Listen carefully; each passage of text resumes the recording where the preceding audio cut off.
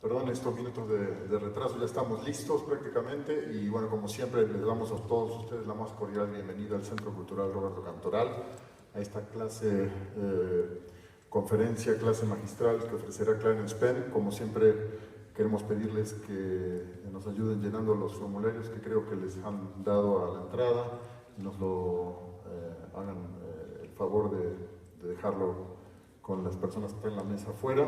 Queremos también agradecer siempre a Fomento Educacional, Asociación Civil, que nos ayuda con todo lo que aquí pasa en clases y taller en el Centro Nacional de las Artes. Esta institución también está muy involucrada en todo lo que hacemos, el CENART, y también, por supuesto, como siempre, a Coca-Cola de México y a toda la gente que aquí trabaja en el Centro Cultural Roberto Cantoral. Tenemos 2 clases más antes de nuestro parón de verano. La próxima es la de Ed Simon, que vendrá con su trío. Es el primer sábado de junio, se los recomendamos muchísimo. Es uno de los grandes pianistas de nuestro tiempo, miembro desde hace muchos años del San Francisco Jazz Collective, el ensamble oficial, digamos así, de San Francisco Jazz, que es la contraparte de Jazz at Lincoln Center en la costa oeste, la organización dedicada al jazz exclusivamente, con su propia sala y su propio programa en la costa oeste de los Estados Unidos. Así que ojalá nos veamos por aquí. Y la última, la de Greg Gisbert, primer trompeta entre muchas otras big bands, de la big band de Wynton Marsalis, de Maria Schneider, que grabó el disco de hace 2 años con David Bowie, en fin, de muchísimos ensambles, un gran solista, un gran educador también, Greg Gisbert. Eso será el primer sábado de julio. Así que los dejo con Clarence Penn. Por favor, démosle una cordial bienvenida. Clarence Penn.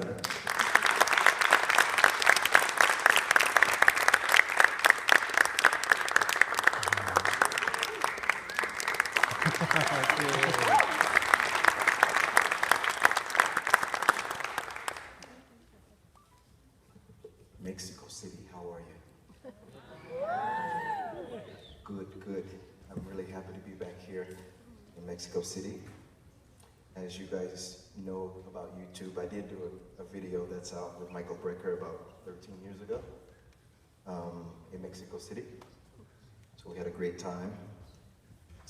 I want to say today, even though it is a master class, I don't really like that term so much. It's more of a dialogue, conversation between me and you. I have done masterclass in the past, and everyone in the audience just looks at me like this. And they think that I'm supposed to say everything. I'm a person, you're a person. I don't know everything. I can just share my experience in my life with you guys. So that's why we're here. So the name of the masterclass is Using the Past to Influence the Future. It seems kind of generic, perhaps, or it seems simple. But to me, it's quite complex.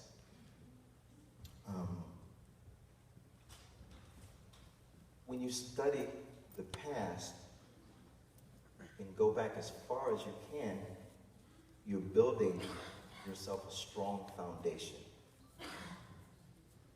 And if you have a strong foundation, that makes you proficient in anything that you do. If you're a doctor, if you're a nurse, a chef, I love eating, I love cooking, a musician, it's all relative, it's all the same. And if you think about all of the inventions that we have, iPhone, computers, the guys have, and women that have come up with those things have understood that all of the knowledge has come from the past. Would you guys agree? Yep. I often get students that come to me and they say, Mr. Penn. Then I say, don't call me Mr. Penn, call me Clarence. Because I'm not an old man yet. They say, well, what's the secret to be a great musician? Then I say, hold up, wait, I got the secret. There's no secret. There's no secret. It's hard work. It's studying the past. It's knowing your history. I wish it was a secret when I was young, but I had to put in many, many, many hours of practicing this instrument here. And I could say that now that I'm older, I understand that my past, had I been more proficient with my practicing, maybe I would be a better drummer. I mean, it's kind of harsh, but really, it comes to, you know, when you're young, you don't really know how to practice. We think that practicing is spending many hours in the practice room by ourselves. To me, that's not necessarily practice, or it's not practice in the most efficient way. When you're in the practice room with your instrument, I think it's a very good idea to have on the wall a piece of paper with all of your goals, what you want to accomplish in that practice session. Because it's very easy. I know with drums, I go in the practice room and I say, okay, I'm going to practice my lesson that the teacher gave me, and in 5 minutes, my mind is going and I'm playing like Prince and I'm playing Sting and playing, you know, because it's fun. And then next thing you know, it's 5 hours later, 6 hours later, I'm like, yeah, man, I practiced 5 hours today. I didn't really practice. I played, I didn't practice. I didn't study. It felt good. But I didn't learn that until later. But once you understand and look to the past, you can learn from the mistakes that were made.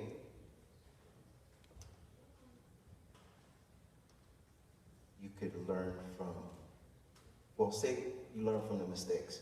So the most obvious thing is when you have a mistake, you try to make it better, right? So we know a lot of people and us, we've made mistakes in the past. And then also when we find something that's great or good, we have to grasp that and try to make that better. We have to have the desire to try to make that better. And I have to say this also, I wish I had somebody that tell me that when I was 18 or 19. So I'm telling you, so if you're 18 or 19, make sure you pay attention.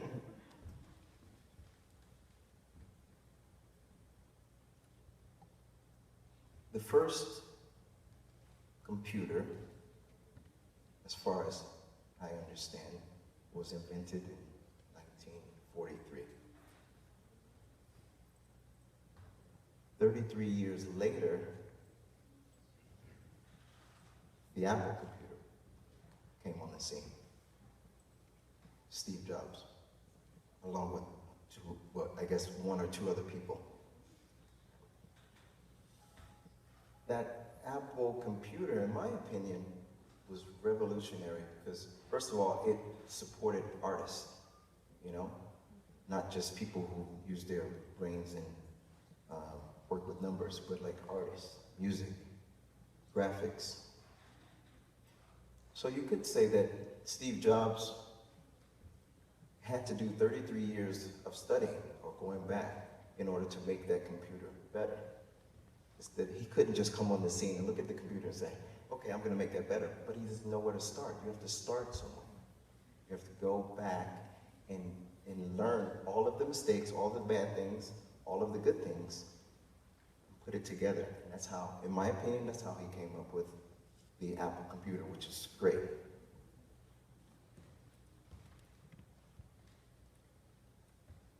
Pop artists do this all the time too. Successful pop artists. Prince, Michael Jackson, Sting. Or I should say, let's say Sting, Michael Jackson, and Bruno Mars. Now, would you immediately see a correlation between those 3 artists? Besides them singing. I mean, if you think about Sting, he's pretty old now. He's not ancient, but he's old. Michael Jackson was a little younger than Sting. And Bruno was he's like a kid. But Bruno was really influenced by those guys. Bruno, and in my opinion, I don't think he's, you know, the be it end all greatest musician ever. I do think he's extremely talented, and I think he's extremely smart, intelligent. Because he went back and studied those guys. It's about 30 years between the three of those guys. He went back and checked out Sting. He went and checked out Michael Jackson. There probably wouldn't be, of course, a Bruno Mars without those guys. I'd like to play something for you just to help bring that to make you understand that a little clearer.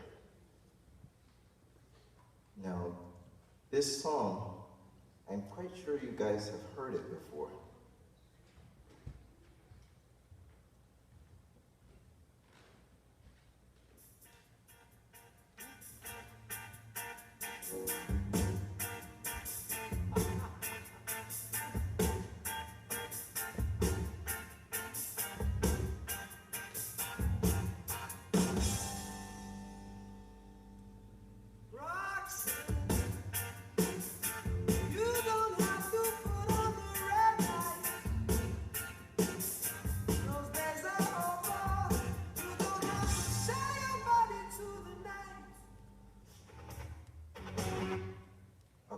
So, that's Sting, right? Everybody knew that song, right? Sting with John Coltrane, Volume 1, right? No? So, that's Sting. Did anybody hear Bruno Mars in that song? No? I know, it's hard, right? But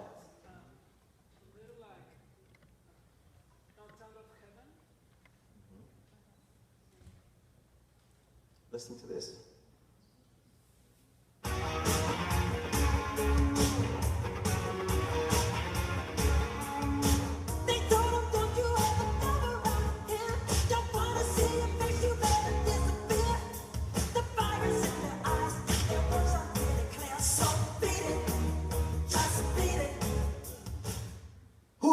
Right?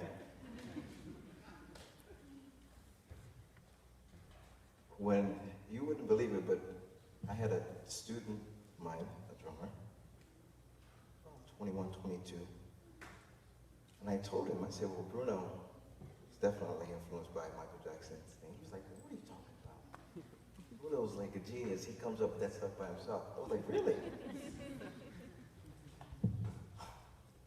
Okay.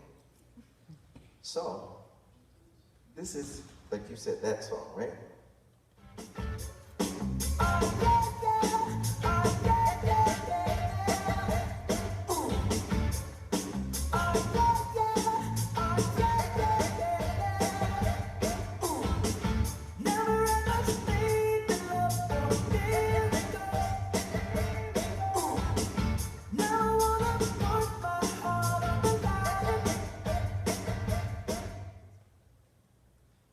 Okay, so how is that song related to the Sting song, Roxanne? Anybody? The bass? You can say, there's no right or wrong answer. So you said the bass. The drums. The guitar. The drums. The rhythm guitar. So everything it sounds like, right? Yeah? That's good. That works too. If I play this for you.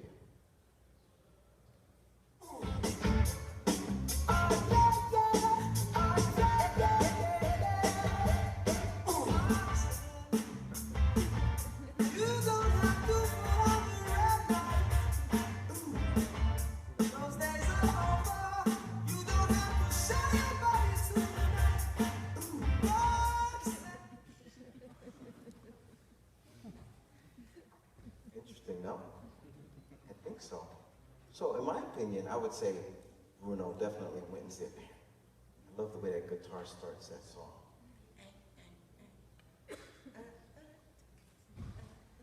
That's what he did, right? So, let's say Michael Jackson. You guys heard that tune, Beat It, right? And you heard Bruno Mars's tune, right? There's a really striking similarity to those two songs.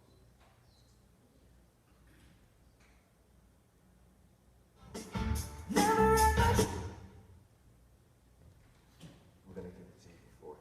So, listen to the melody that Bruno Mars is singing. Listen to the melody that Michael Jackson is singing.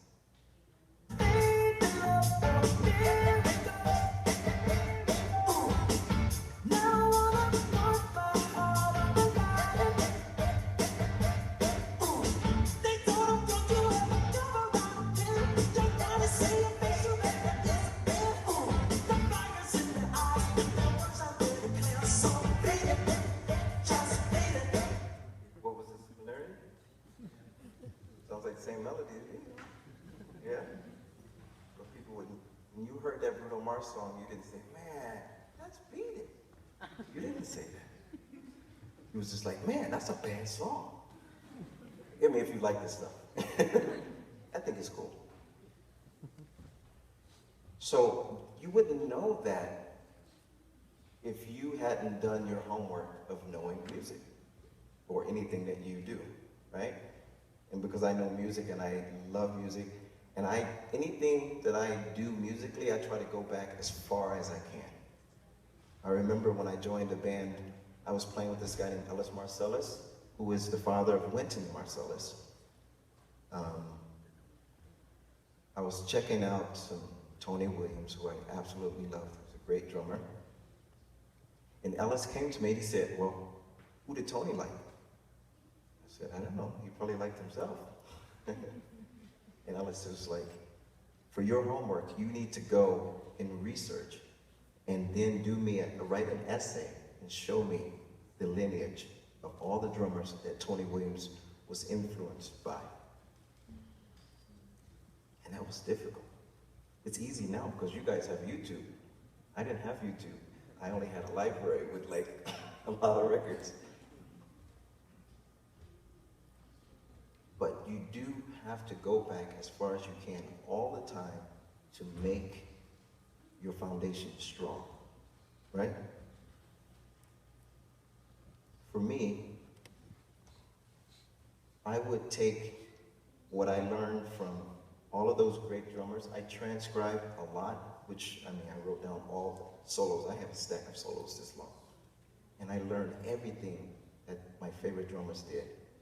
And then I said, well, this can't be it. I can't just play like those guys. I have something inside me that I want to get out. I have a voice. So how can I change that?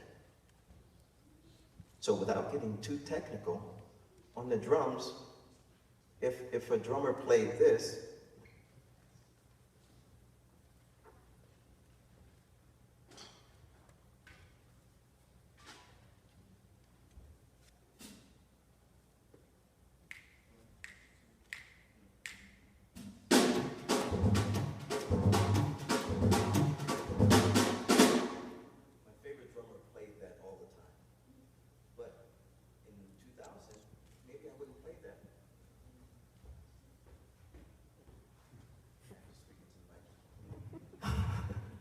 my favorite drummer played that, Philly Joe Jones.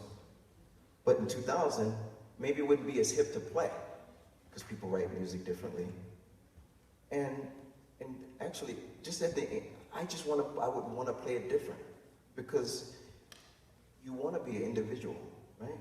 You know, we learn to speak from our parents, but then at some point, we say, I don't want to speak like my parents. When you're young, you say the same words, but after a while, you say, well, I don't want to put those words together that way. I want to put the words together the way that I hear. And so basically, that's what I would do with the drums.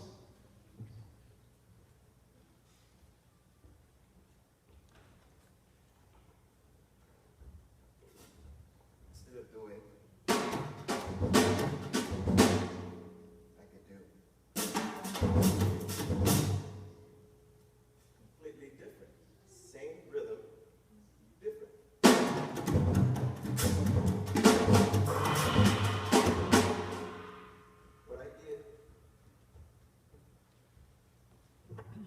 did was play the same rhythm, exactly the same rhythm. But in my opinion, I tried to modernize it. And in modernize it, I take it, play it in a different orchestration on the drums, and then try to put it in modern music. Then, when I started doing that, it opened up a whole nother world. It was kind of depressing because I realized how much more work that I had to do. But it was exciting at the same time because you never really stop learning. You never really stop pushing yourself. So with this monk project that I'm doing, I went back and lived with Thelonious Monk, his music. Let's say, I know for at least a year I played his songs all the time in my house, and my wife hated it. Just because I was all the time, morning, night, lunch, shower, with the kids, you know, because I wanted to internalize the music while doing my research on the songs that I wanted to do for the record. You know, and my daughter, I have a 9-year-old daughter, she says, well, Dad, why are you doing that? I said, well, if I don't know what happened before or how these tunes came about, then how can I change them? Or if I changed them, they wouldn't have foundation. That's almost like using big words and not understanding the meaning of those words. You know, I'm quite sure we all have friends like that use a couple big words and like, yeah, shut up, what are you talking about? You know? 12 years ago, I went to Chile with a very famous vocalist named Claudia Acuña. I was excited to go to Chile and learn about the indigenous music of Chile. And I came across an instrument called the bumbo de huevo. My Spanish is really bad, so forgive me.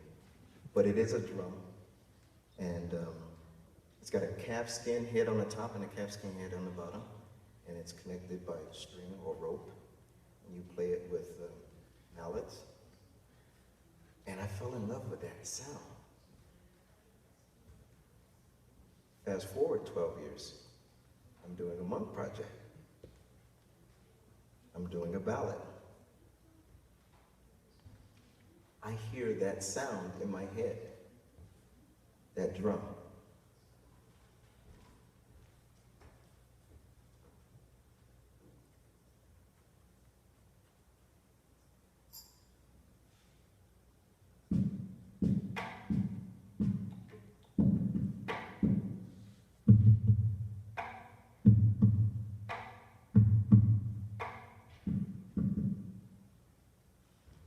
In love with that sound. I didn't know that 12 years later that it would be an important part of the project that I was doing. But that's a prime example of the past influencing the future. Actually, you know what? I'll share that song with you. That song that I did that was on, there's a song by Thelonious Monk titled In Walk Bud. And I'll play you the original, and then I'll play you my version.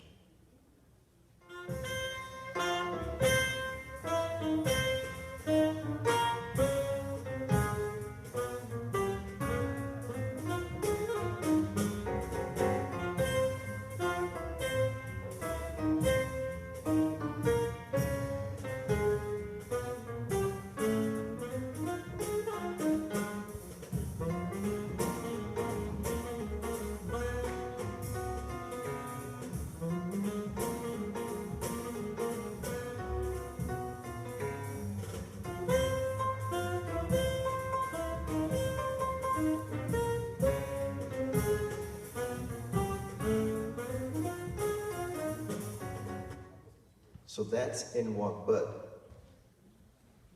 But I will share before I go and play my version. My version came about because of the past. There was a story that goes along with the song. that I had no idea about, and most people don't know about this song. And also that sound that I had in my head.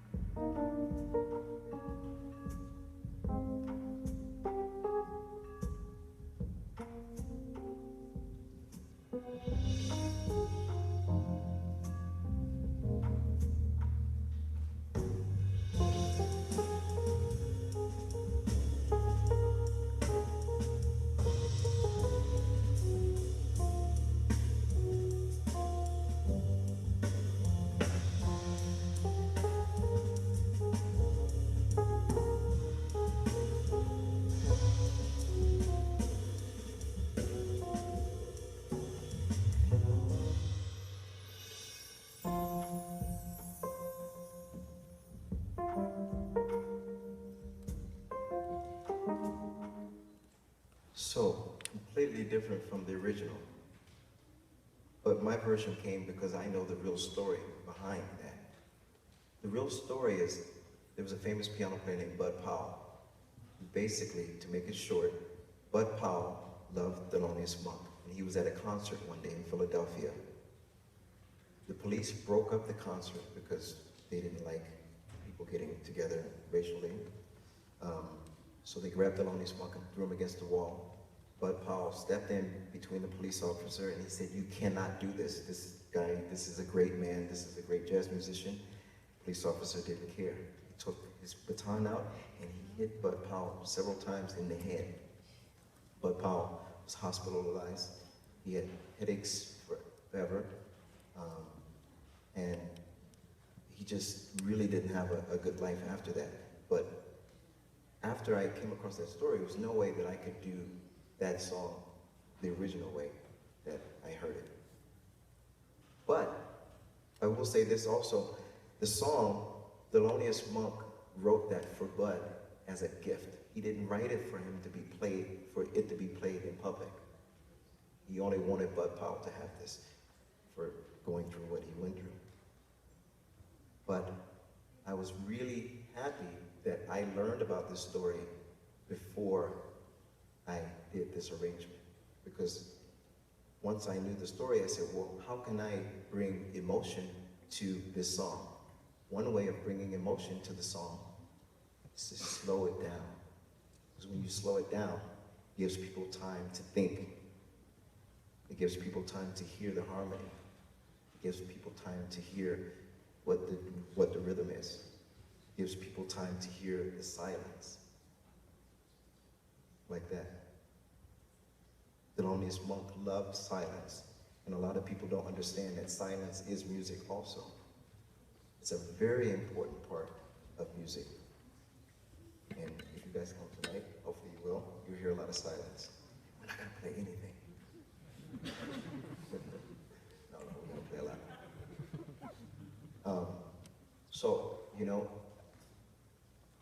me studying changed everything that I went forward doing, you know, music-wise. I did a version of Round Midnight. Now, Round Midnight is a beautiful song that's been done in the past many types of ways, right? This is Ella Fitzgerald doing it, and then you hear quickly my version, and then we'll move on. It begins to tell round midnight, midnight. I do pretty well till after sundown. Supper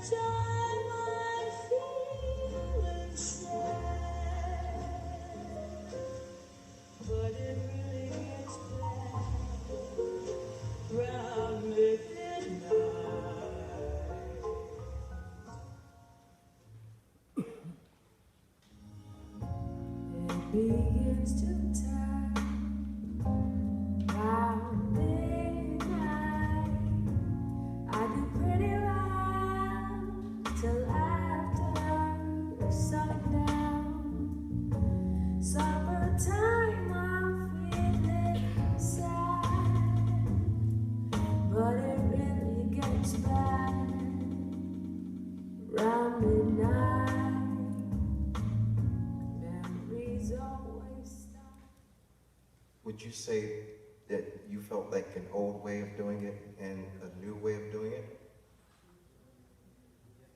No? Yes? Yeah. Thank you. I almost started. So, you know, without getting too music heady, yes, we changed that a lot. Ella Fitzgerald's version or Thelonious Monk's version was done in 4/4, quattro quattro, right? My version is in 9/4, with some other stuff in there also.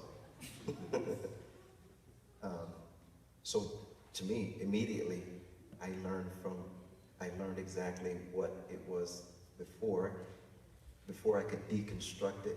There is a movement in food right now, I'm quite sure it happens here too, but in America, where you have these chefs, you know, you may have a dish that's always, like say if you have a soup, you have everything in the soup, but the chef will take everything outside the soup. He puts the beans here, he puts the rice here, and so you get like a bowl of broth or something like that. They call it deconstruction, and they charge you a lot of money for it. And they want you to put the stuff inside the soup. Is it new? Is it not? It's still soup. It's just a different way of looking at the ingredients. And people pay this money because they're like, oh wow, I've never thought of doing it this way. Because we're used to having somebody put a soup in front of us and we just eat, you know, whatever's inside.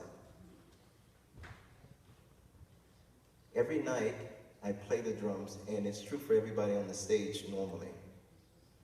We may have a great night, but the next night has to be better. How do you do that?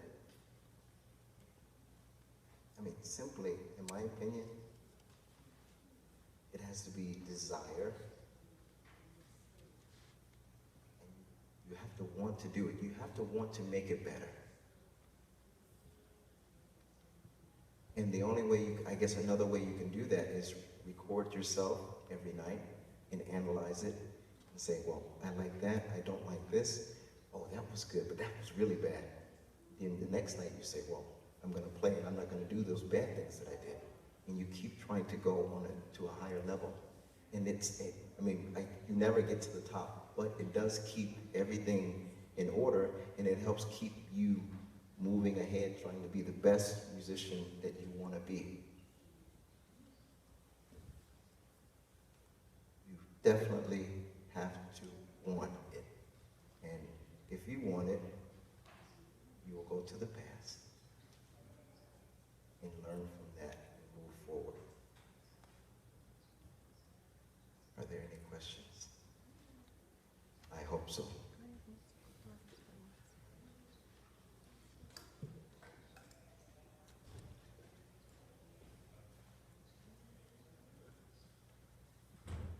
Hi. Well, I have like too many questions, like 5 or 6.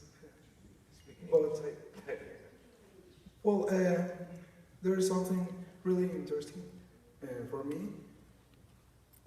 Some things that you talking about, like internalize the music, and your method of study. So I want to ask you, how is your process of internalize the music? I know that it's too personal, but well, I want to share with us how is certain aspects of that process internalize. Okay, that's a great question. How do I internalize music?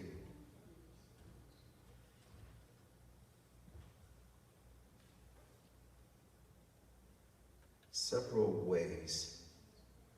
When I'm learning someone's music, and at this point in my career, I'm always learning someone's music.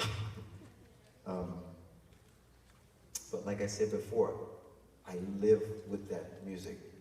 You know, like I learn to, if I don't enjoy it, I learn to enjoy that person's music. And I never, ever learn music sitting at this instrument, ever.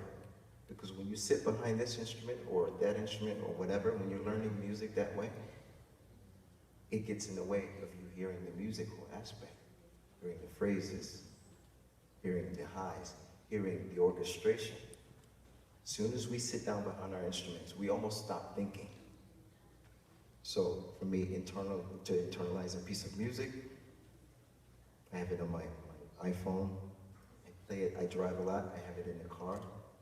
But when I'm doing it, I'm not saying, okay, I'm learning it. No, I try to let the music just enter me naturally. You know, it's almost like, it's like having a conversation with the music. And say I do this for a week or two, and then, or let's say a week, and then the second week, I start to make little notes before hitting the drum set, make little notes what I like about that song or what stands out, what's strange about that song.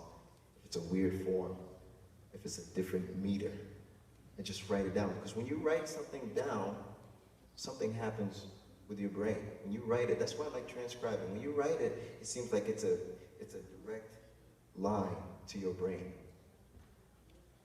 I also sing the melodies of all the songs that I learn. And if you sing, that's it. It will be internalized. And I didn't know about singing until I was 22. I was studying with a very famous drummer named Alan Dawson. He taught Tony Williams, who was my favorite drummer. But when I studied with Alan Dawson, I thought I was going to be playing drums all the time. Man, I was wrong. First thing he had me do was sing. I was like, you gotta be kidding, singing. I did not ever sit at a drum set in his house without singing. So I was singing and playing and reading, not knowing that that was going to help me later in life, the past, influencing the future. I didn't know that that was going to help me. So now, I sing everything. I'm not the greatest singer, but you may be better. But the thing is, you have to try, you have to have the desire, and you have to want to be a part of that music. You know, a lot of us, when we listen to music or when we're trying to learn music, we listen from the outside.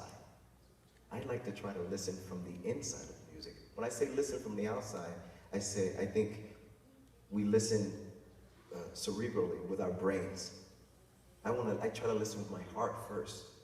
What does it make me feel like? Does it make me happy? What's emotionally, what's happening in my body when I'm listening to this piece of music, you know? And you can watch people, you see people when they listen to music, sometimes they're like, it's here. I'm like, you know, I want it to enter my body, so I hope that helps. That's how I internalize music. Yeah, because it's a lot to do with how you study. So you say that you sing, you play the drums, and you read at the same time. Yes. That's an exercise, I don't know. But if you Could be possible. but you can teach yourself to do that, of course, right? Yeah. Right? Everybody, we just said it, sing, read, and play. I mean, not unless you play saxophone. But if you play saxophone, you should be playing your scales and playing polyrhythms with your 2 feet.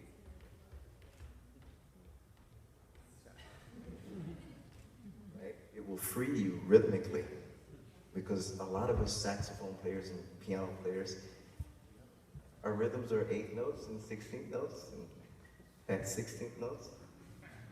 There's a whole gamut of polyrhythms and 7s and 5s that we don't take advantage of because we don't practice that way. No, what about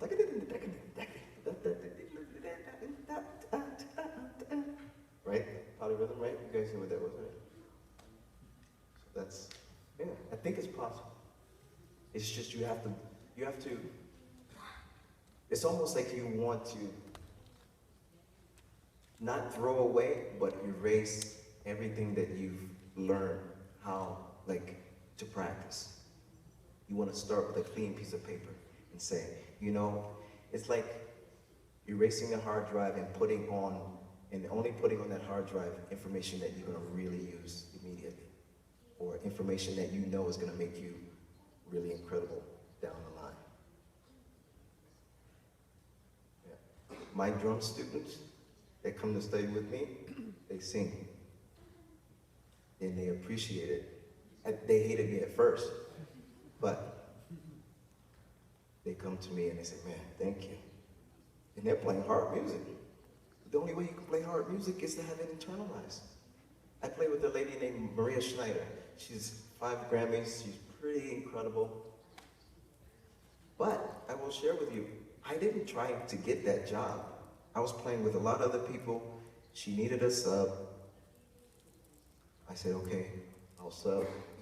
They sent me the music, a lot of music, it's a big band, like that, long charts.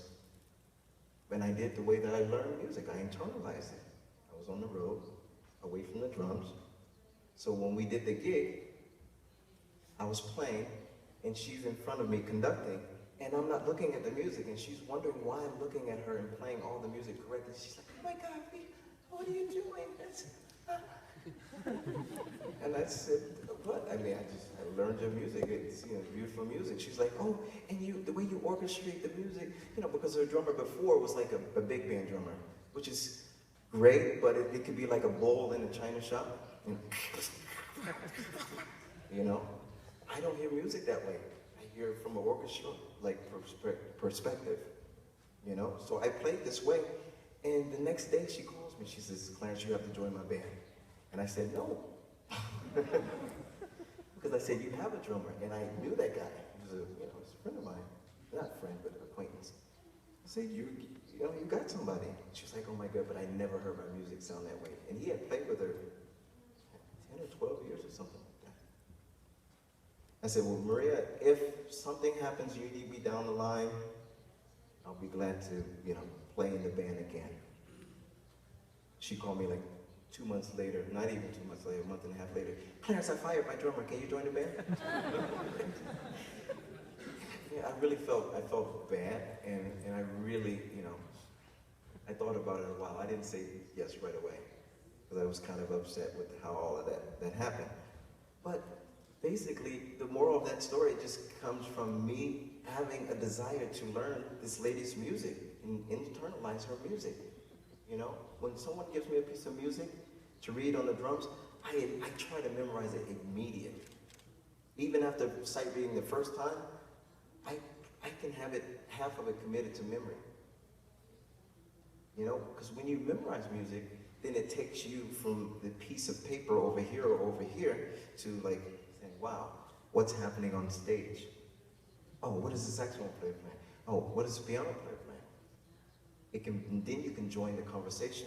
If everyone's looking at a piece of music here, and the bass player is looking this way, and I'm looking that way, and the saxophone player is looking this way, how are we going to have a conversation or meaningful conversation? How is that possible? Right? I'm not talking to you like this.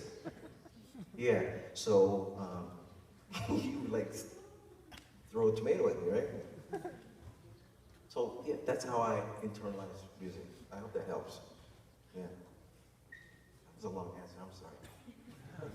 But it's good. Any other questions? Hello.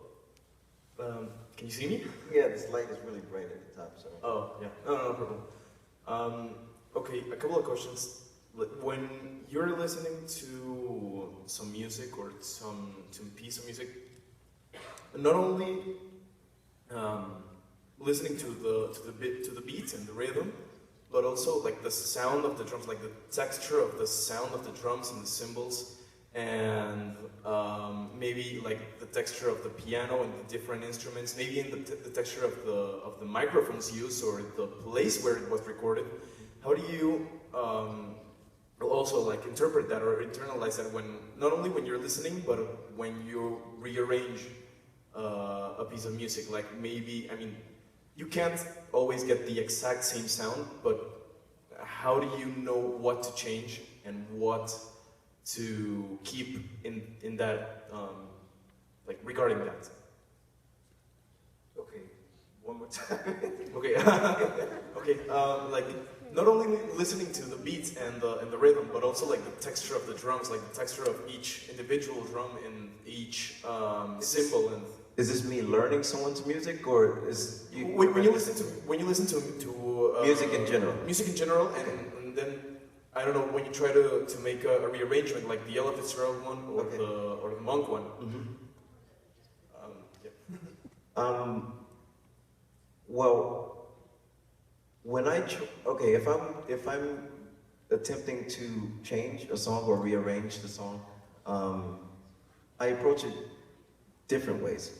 Sometimes I sit at the piano and I think of the song, and I don't play anything until something comes to me. Sometimes I say, well, I love the melody, but harmonically, I'd like to change what's happening underneath. But then sometimes I say, well, the harmony is great. Like with this Monk project that I'm doing, we didn't change the harmony, or me. I didn't change the harmony much. I changed the rhythm. So I flipped it upside down.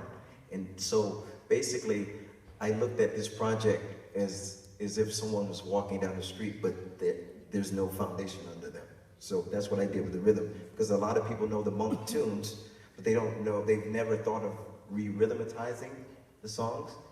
I think for us instrumentalists, we like to reharm very easily, and the melody stays the same, but we don't re-rhythmatize deeply. We can say, oh, well, I'll just put it in 5/4, or I'll just put it in 7/4. That's not re-rhythmatizing it deeply. I took the melodies of these songs and really stretched them.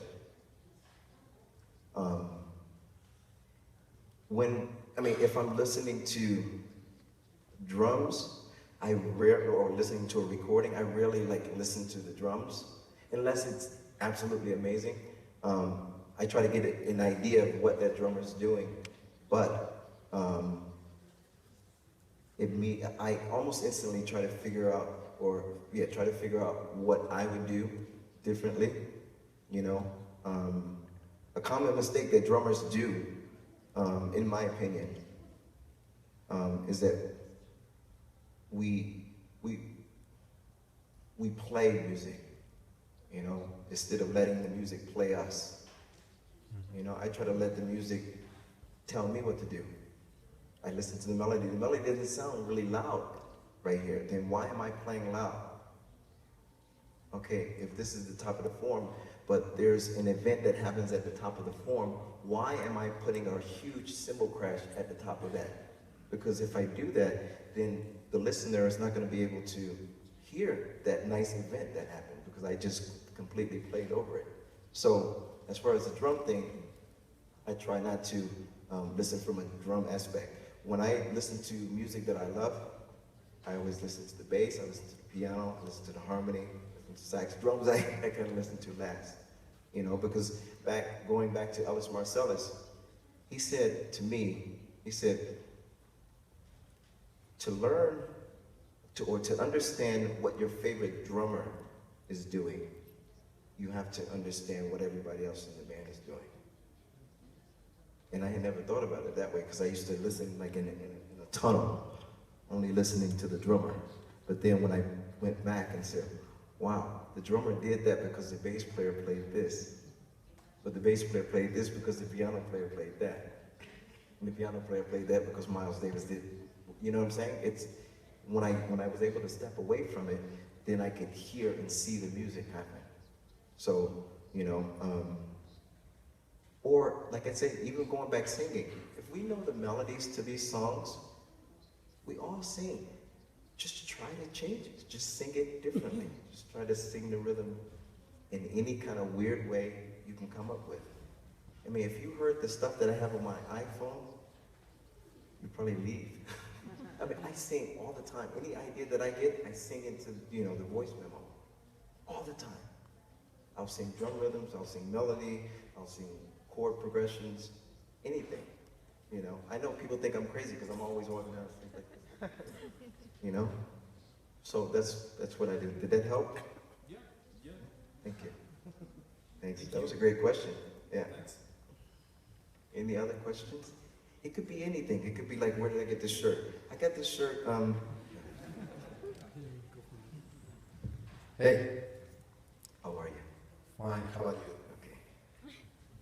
how do you keep yourself in the present while you're trying to fully understand the past and looking forward to the future?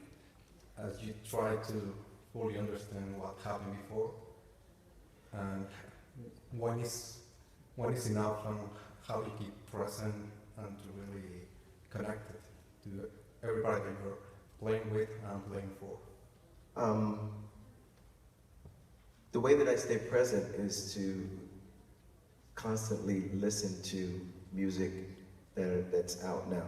I, watch videos, buy CDs, because you have to stay current. I feel like I have to stay current. I have to understand what's going on. I talk to young musicians, young students, because a lot of times what they're into is different from what I would be into.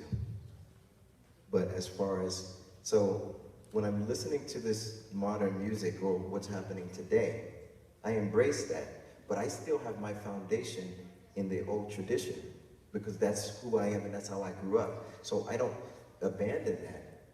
I just try to figure out how I can blend the two together. And if you think about, I don't know if you guys know my playing is kind of, in my opinion, it's probably a little nondescript. I think that I can play a lot of different styles. And when you hear me play, it's not just one thing. What's happening for me, in my opinion, when I think about the way that I play drums, is I'm playing a lineage of idioms or genres all the time. If I'm playing a straight ahead song, I may not, or a swing song, I may not only play swing. I may play a bossa, something Brazilian within that song. I may play something more Cuban in that song. I may play something that's more funky in that song. But to me, it's all music. And my job is to try to figure out how to blend all of this music together. I never try to practice anything genre specific, if that means anything. That means like, okay, say if I learn something that a rock drummer did. I understand that I pulled it or learned it from what a rock drummer was doing, but immediately I put it in a classical situation. And I try to play that same thing in a classical situation, or I'll play that same thing in a jazz situation. And with the drums, when you're doing this, your body feels different. It's an attitude. It's like to become the part of whatever you're trying to do. So if I was trying to play a flamenco music, there's a certain attitude with sitting on the cajon and playing. So I know what that attitude looks like because I've done it. And so I'll put my towel on my floor tom and I try to emulate that feeling, So for me to stay present in having one foot in the past is like a normal state for me, When I say state, a normal way for me to look at life, everything that I hear and listen to, immediately I'm always mixing things like this, and not keeping it separate. I don't do that with anything, I like this, mixing it. Yeah, I hope that. Yeah, can I just... Part two, yes? Don't you get kind of obsessed? Obsessed with the past, or trying to achieve something really new or innovative? I never get obsessed with the past because I use the past as just a teaching tool. I use the past, like some musicians in New York or around the world, they use the past and they're like, that's it. It only can be this way. I don't believe in that way. I use the past as like, okay, while I'm here, maybe it can only be this way, but then tomorrow, I'm a different person. How am I gonna take that and put it in whatever I'm doing? So, I never try to put myself in a box, really. I think the world would be a better place if, even outside of music, if we wouldn't have boxes around our heads. If we're just more accepting of genres, people, everything. Michael? you know? Yes. Hey, Clarence. Hey, man, what's happening? Happy to see you here. Good to see you too. Great drummer. One of my favorites. Will you please tell us about your association with the great Betty Carter, and how much do you think you learned from those days, and how does that reflect on your playing and band leading to today? Betty Carter was a very, very famous vocalist and very important to the jazz idiom. She was the first woman to start her own record company because she couldn't get a record deal. She started her own record company. And she ended up doing very well. She was one of the first women singers to solo in a certain way. And in 1991, I was blessed to have the job playing drums in her band. And that probably was the most difficult thing of my life, because Betty Carter was so demanding. I moved to New York. Oh, I'll tell you this quickly. Betty Carter called me and she says, "This is Betty Carter." I thought someone was joking. I was like, "You're right." I hung up the phone. And she called right back and she says, "This is Betty Carter. If you hang up the phone again, you won't have this gig." And I was like, she says, "I hear you can play. I need a drummer in New York Wednesday." This was Sunday. I was in West Virginia. I went to work that night. I was playing in a country club. I didn't like it that much. I quit that night. The band leader cursed me out and told me he didn't want to see me again. I packed up everything, put it in my truck, and I drove to New York. I got there Wednesday, no sleep, and I called Betty Carter and I said, "I'm here." She says, "Well, what are you doing there?" "We're rehearsing here at my house." I was like, "Okay, all right, I'm coming." We rehearsed 2 days. She took me on tour for 4 weeks to the West Coast. I came back for 2 more days. She took me to Europe for 6 weeks of one-nighters. 6 weeks in a different place every single night. The first 4 weeks, she loved everything that I did. The next 6 weeks, she hated everything that I did. And I will say, you know, it was hard. That was the only time that I considered quitting playing drums. It's like, I understand when you watch these spy movies, when they they're on you all the time, like, tell the truth, and you didn't do it, but then after a while, you're just like, okay, yes, I did it, just stop. It was like that, you know? She was on me I couldn't do anything. Okay, put the stick down, okay. Why you got a stick? Where's the brush? Okay, where's the mallet? She was on me about every single thing. And then she told me also, she says, "You practice too much." I'm like, "What do you mean I practice too much? I'm in New York, I'm playing with you." That was the #1 gig to have. That was the #1 gig. All the young drummers in New York and around America wanted to play with her. It's like, what do you mean practice too much? I didn't understand until later what she meant. Betty Carter also said that what we do on this stand is entertainment. She said, "I don't want to see you looking down at the drums or looking this way or whatever. I want you to watch me." She actually didn't say watch me, she said watch her butt. And she says, "If I know you're watching my behind," she didn't say behind, she used a different word. She said, "If you're watching that, then I know we're together." But it really helped me. Remember I was watching Maria? Remember I told you? It's from Betty Carter. Watch the leader. She said you have to be aware of what's going on the stage. Because what if the leader is uncomfortable? If maybe the tempo was too fast, maybe the tempo was too slow. But if you're looking over here, then you don't know that. Before I diverge, I was at the Blue Note watching another band recently, and I'm not gonna mention their names because it's embarrassing. The drummer was not looking at the leader, and the leader kept saying, like, stop playing. And the drummer was like looking at himself in the mirror. He was like, man, I look good.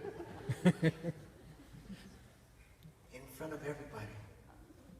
Leader, he was playing, he was looking over there, she said, grab the cymbal, grab the stick out of his hand. I was like, oh my God, that's harsh. That's harsh. But at the end of the day, he should have been looking at her. Why are you looking? What are you doing looking over there? You know? But Betty Carter told me, she said, you have to entertain the audience. Because without the audience, you don't have a job. So, because if you think about, I hate to go to concerts. My wife says this also. You go to concerts and you see the jazz musicians and they're like this, they're playing, and then they finish playing, they walk back to the stage, and no eye contact is nothing. It's just like, you know, it's like a science experiment. Like they don't even care that this is out here. You need this out here. I love having this out here because it has to be, I feed off the energy. If the audience is really into it, man, I play my ass, I play my behind off. You know? If you're like, yeah, I'm like, oh, I want to do better. Everybody on the stage wants to do better, you know? So Betty really put it in my mind that, you know, it is entertainment. And it needs to be at the highest level every time you walk on the bandstand. You know, Betty Carter, she was strange. She would tell us, she said, don't take a bath before the show. It's like, what do you mean don't take a bath? But the bath would relax you too much. She wanted to have you take a shower, quick shower, and we hit. Hit meaning play. It made sense. I mean, sometimes, you know, you take a bath, you relax, you know, you stay in there for a long time, you get to the gig, and, you know, the energy is not there. You think here the energy is there, but it's not. And she would be on the stage, and she would sing, and then while the piano player is playing, she would, you took a bath. You know, I took a bath. You know, she needed to be consistent. So we as musicians, we have to be consistent. And that is the hardest thing that I'm still dealing with. Trying to be great, meaning as best as you can be every single night or every single time you sit down on the drums. Yeah, I mean, she kicked my ass. I know we have to wrap up soon, but yeah. Mm-hmm. Yeah. Well, this is a very technical question. I think there is a thin line between internalizing things and copying, or I don't know how to say that. When you transcribe, for example, sometimes happens to me that I internalize that phrase, no, but I don't know. It doesn't sound like me, you know. But it's like, oh yeah, this is from Belém, so I'm a big fan. But how do you keep your originals in terms of soloing with those phrases, with those ideas? I don't know. Yeah, I think I alluded to this a little bit earlier, but when you transcribe, you have to understand why you're transcribing. And most of my students, up until the time they meet me, they don't understand why they're transcribing. They're transcribing because their teacher told them to transcribe, or because they heard other guys talking about, oh, you should transcribe that. But you have to, when you transcribe, it's a learning tool. You know, in my opinion, when you transcribe something, you're not done with that transcription for 3 months.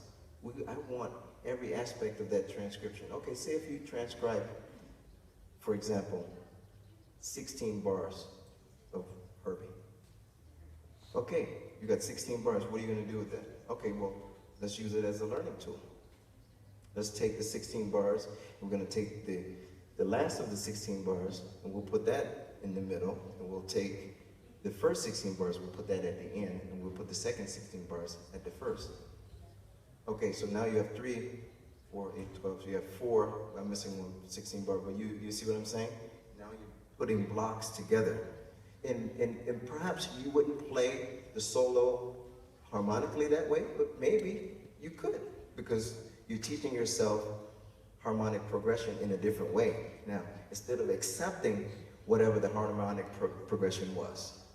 Okay, now you say 16 bars, or let's just say 2 bars.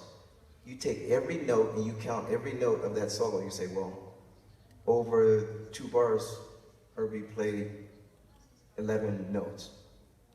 Okay, to me, I can say, okay, now I can make an 11-note cell out of that. So now I'm gonna see how I can play 11 notes over the first 3 beats of that 4-beat phrase. And then I'll take that on the second bar, then I can take that same 11-note cell and transpose it. And then I can just take that 11-note cell and work through all of the keys. That's just only 2 bars of the transcription. You still have 16 bars. And then you can say, well, I'd like to take whatever's in the first bar and take whatever's in the 7th bar and whatever's in the 9th bar and see what that sounds like. Okay, what does that sound like? Can I make a song? Can I write a tune out of those 3 bars? You know what I'm saying? So, in my opinion, you flush out everything there is to flush out with that transcription. That's how you transcribe. That's how you learn what transcribing will do. And most of us, what we do, we transcribe, we play it, then we go. Yeah? Even when you transcribe it, you know, my students, I make them, if the drummer did like this during the solo, you write that down. And I want you, when you play on the drum set, I want you to, because I want you to emulate that drummer. You have to emulate, become that drummer, whatever musician that you're transcribing. You have to become the part. It's the same thing as I speak Japanese. The only way that I learned how to speak Japanese is that I was in Japan and I almost had to I had to overdo it. I had to, you know, and then Americans would be laughing at me, why are you speaking that way? But now, they're like, man, you speak Japanese, man, that's good. But you understand, I had to overdo it to become the part to learn the language. Same thing with transcription. So, I mean, if I were you, I'd go back and deconstruct every transcription that I did. It's a lot of work, you know? I did the same, I just did a master class in Paris. I know we have to get out, but I did a master class in Paris. And I had a transcription of Art Blakey, famous drummer. And guys were like, I don't want to hear Art Blakey, I want to hear like whoever, Justin, whoever. And I said, well, listen to this. And I had a recording of myself playing some, like, I don't know, Steve Coleman stuff. And they're like, man, that's what I want to learn. I'm like, what do you think that is? It's exactly Art Blakey, but they listened to it in another context. They were just like, oh shit, really? Oh, I'm sorry. They said, you know what I'm saying? So you have to, you know, and when you transcribe, you're the teacher. You know, like, you know, teachers hate that I say this, but we should be able to teach ourselves. If the desire is there, then you can teach yourself. If you want to be a great musician, you go in that room and figure out how you're going to be a great musician. It may not come to you in the first day or 2 or a week or whatever, but you keep doing it, you're going to be great. I know, I got to get out of here. Yes. Okay, thank you guys for being here, and I look forward to seeing you tonight.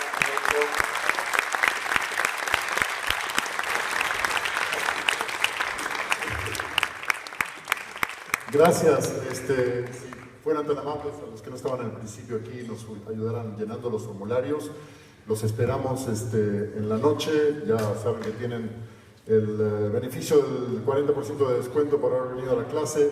Nuestra próxima clase y concierto el primer sábado de junio con Ed Simon y su trío Matt Brewer en el contrabajo y Adam Cruz en la batería.